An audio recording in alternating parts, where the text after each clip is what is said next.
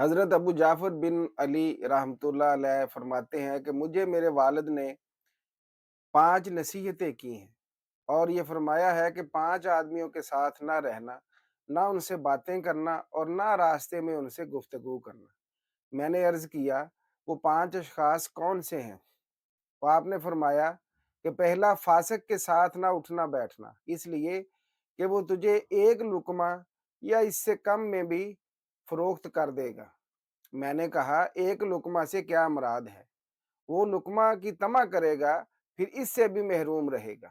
میں نے کہا والد محترم دوسرا کون؟ فرمایا بخیل کے پاس نہ بیٹھنا، اس لیے کہ وہ ایسے وقت میں مال روک لے گا جب تجھے اس کی حاجت ہوگی۔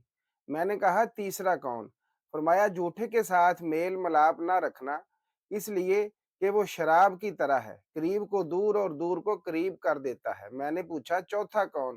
فرمایا احمق سے بچنا، اس لیے کہ وہ چاہے گا کہ تجھے نفع پہنچائے لیکن تجھے نقصان پہنچا بیٹھے گا۔ میں نے کہا پانچواں کون؟